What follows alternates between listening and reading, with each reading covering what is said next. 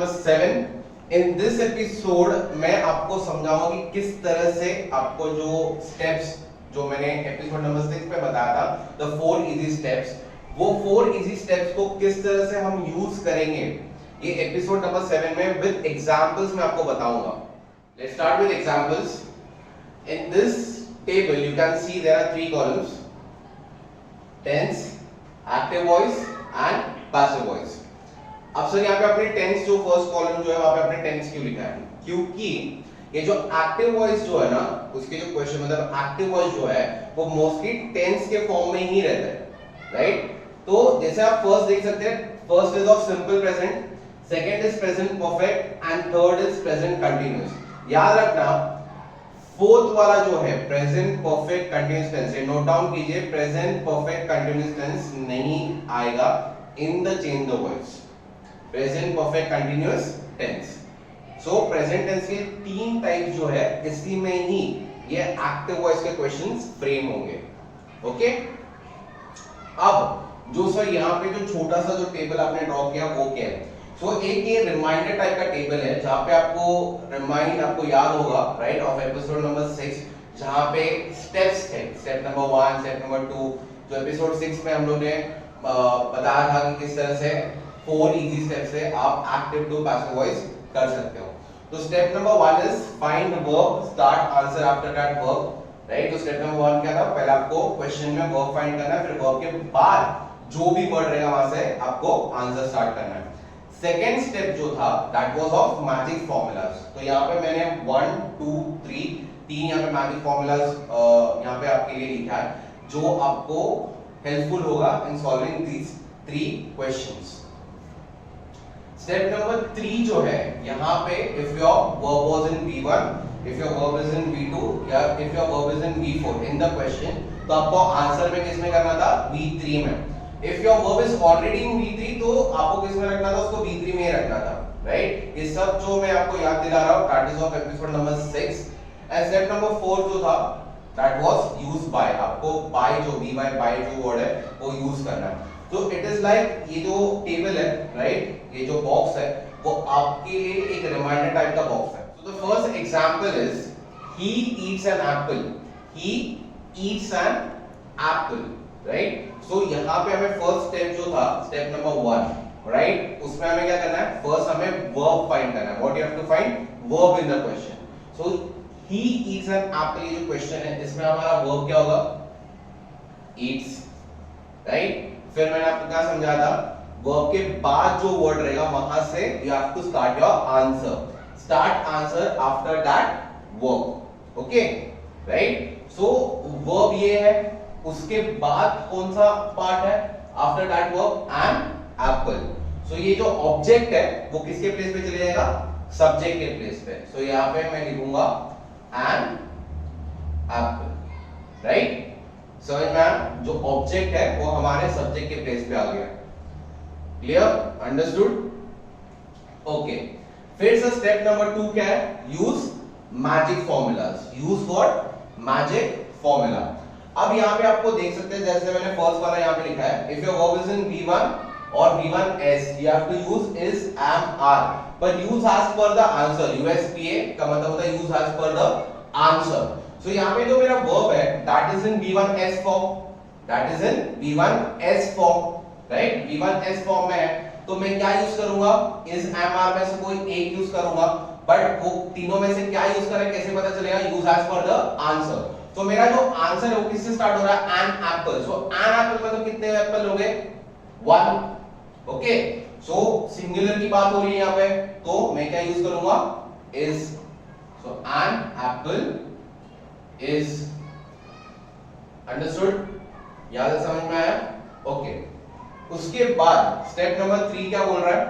If your verb is in V1, V2, V4 convert into in V3।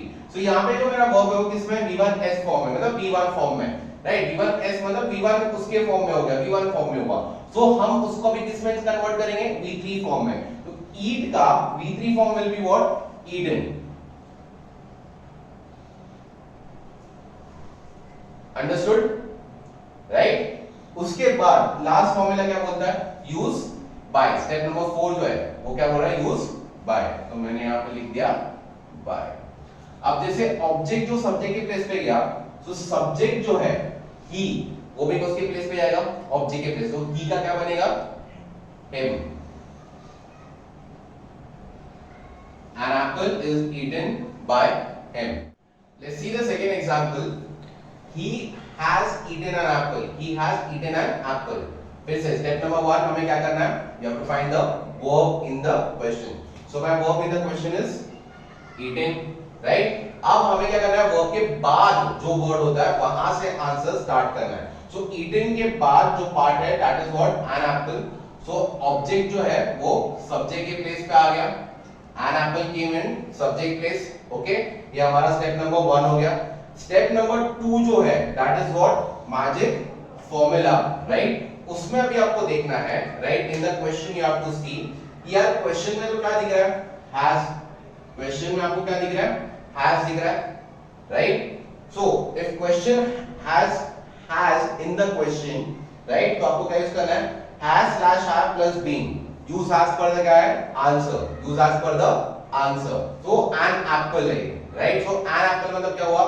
Singular, right? So has and have में से मैं क्या use करूंगा? Has, right? क्योंकि has use for what? Singular. So यहाँ पे मैंने क्या यूज कर दिया? Has. सर has यूज करने के बाद आपको क्या यूज करना है? Been, right? Has plus been है, right? Has have plus been. So has के बाद आपको क्या यूज करना रहेगा? Word been.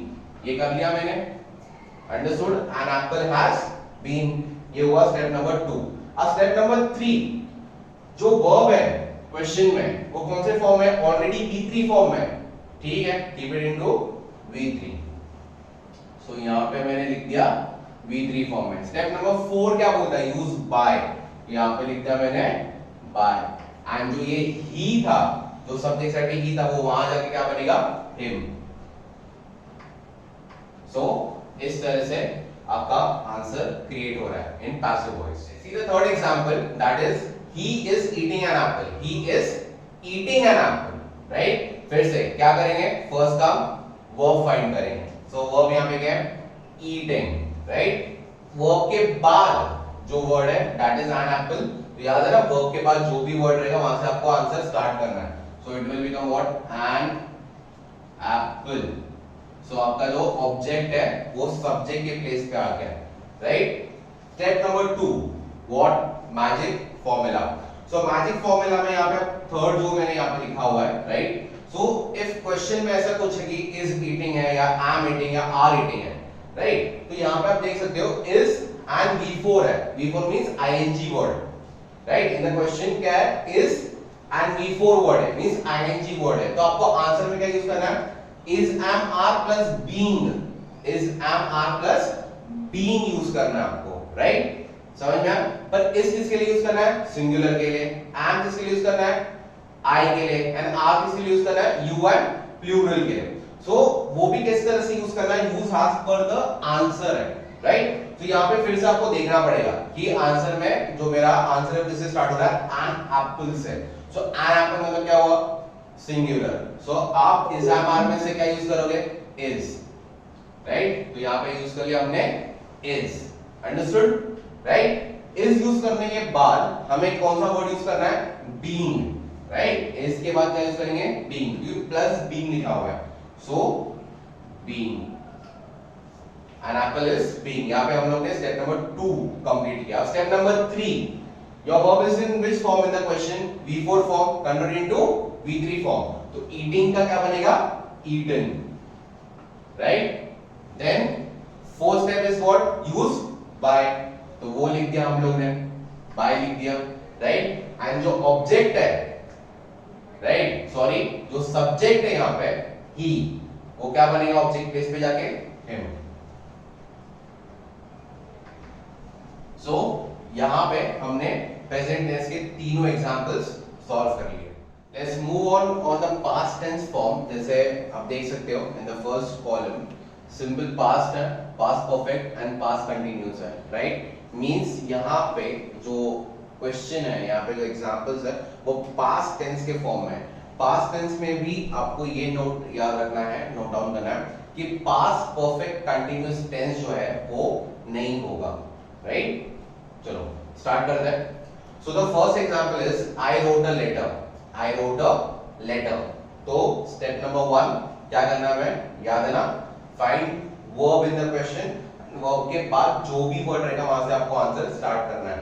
So I wrote a letter. So I wrote a letter में मेरा वर्ब क्या है, रोट, राइट? रोट के बाद जो वर्ड है वो है a letter. So a letter जो ऑब्जेक्ट है वो किसके प्लेस पे आ जाएगा, सब्जेक्ट के प्लेस पे. तो यहां पे लिख दिया हमने अ लेटर. अब जब ऑब्जेक्ट सब्जेक्ट के प्लेस पे चला गया तो सब्जेक्ट जो है आई वो ऑब्जेक्ट के प्लेस पे जाएगा तो क्या बनेगा, आई का क्या बनेगा, मी. सो यहां पे मैं लिख देता हूं मी. अंडरस्टूड? फिर स्टेप नंबर 2 जो था वो क्या करता, यूज मैजिक फॉर्मूला.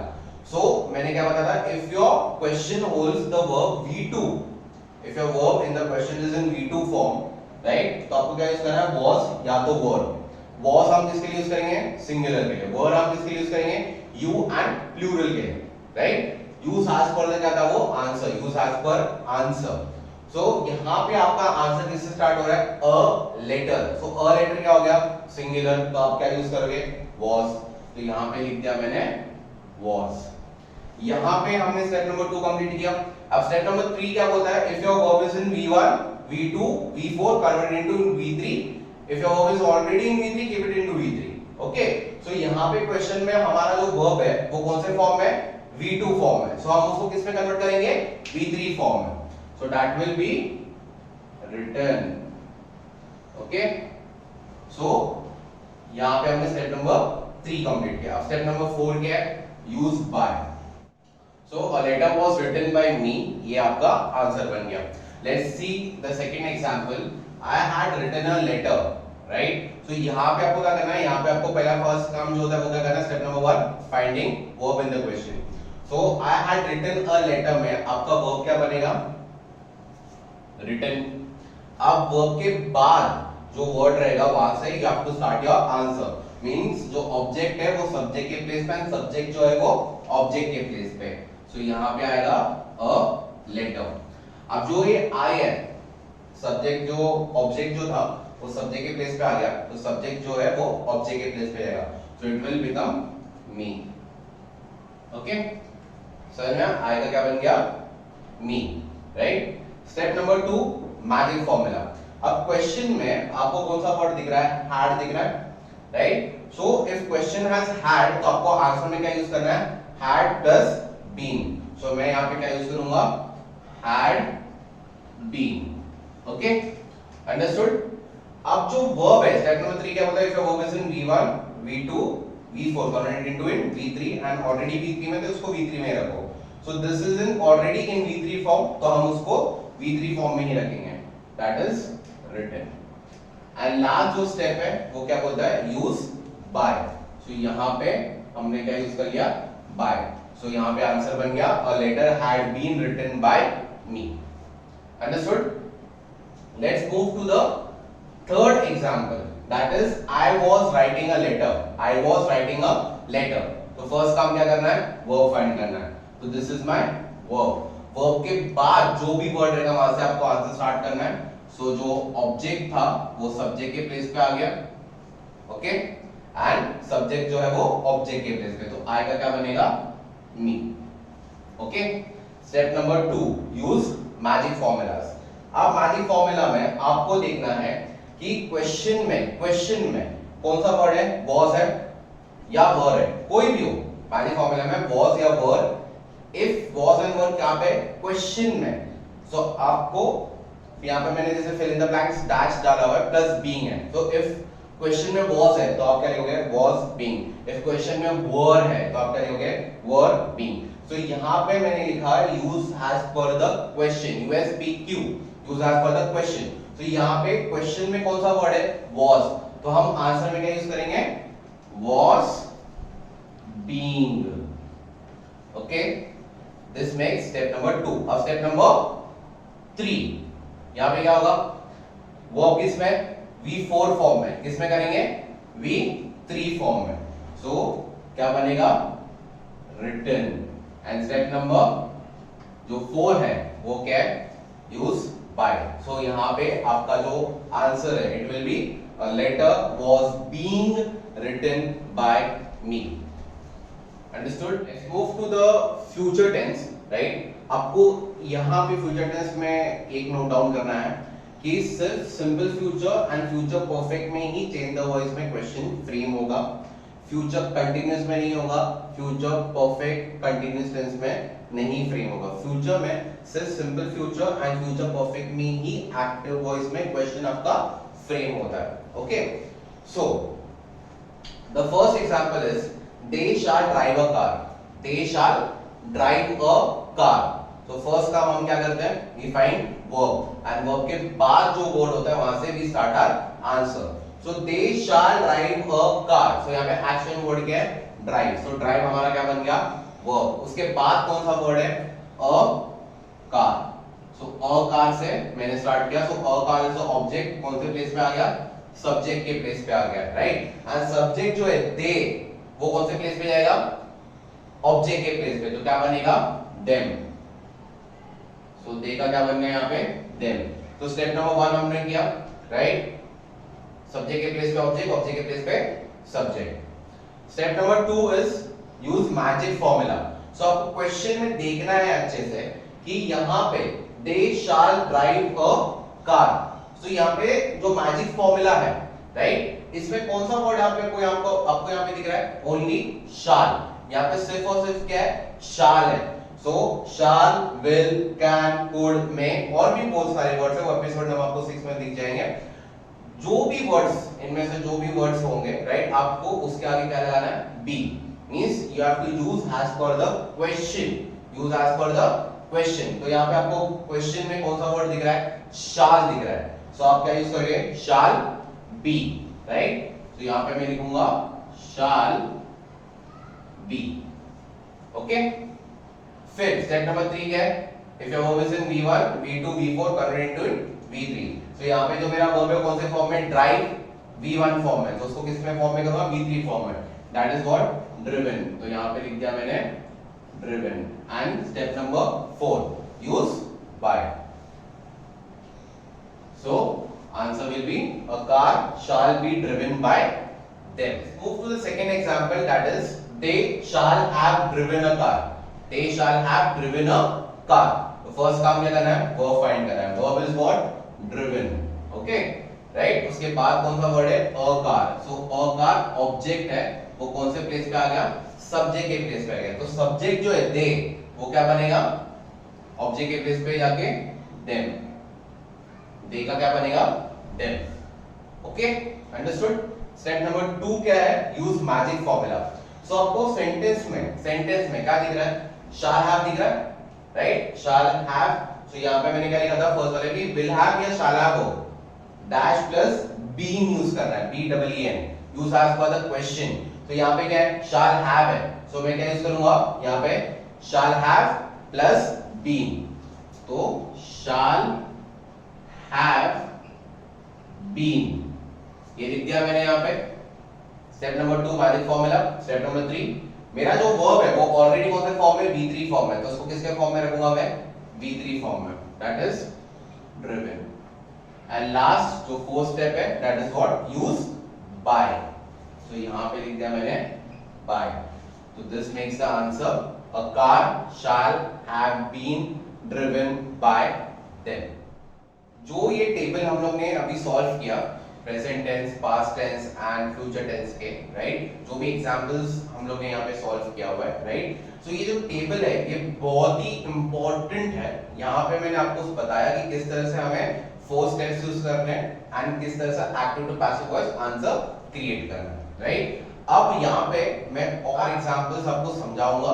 वो एग्जांपल्स जो है वो और आपको अंडरस्टैंड करने के लिए हेल्पफुल रहेंगे कि किस तरह से और ये जो स्टेप्स है वो हम किस तरह से क्या करेंगे, समझेंगे। Let's understand more deeply about the steps कि किस तरह से स्टेप्स यूज करेंगे हम लोग, राइट। यहाँ पे मैंने 5 एग्जांपल्स लिखे हुए हैं, राइट। हम एक करके एग्जांपल सॉल्व करेंगे which will be helpful to understand. First example is I am answering everyone. I am answering everyone. So यहाँ पे फर्स्ट काम जो स्टेप नंबर 1 है वो क्या करना है, फाइंड द वर्ब। तो हमारा वर्ब क्या है यहाँ पे, आंसरिंग। आंसरिंग के बाद कौन सा वर्ड है, everyone, so everyone is your object, right?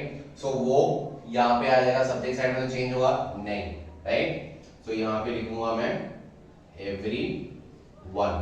सो जो मेरा ऑब्जेक्ट है वो सब्जेक्ट के प्लेस पे आ गया, एंड सब्जेक्ट आई है तो ऑब्जेक्ट के प्लेस में आया तो क्या बनेगा वो मी. ठीक है. Then step number 2, magic formulas.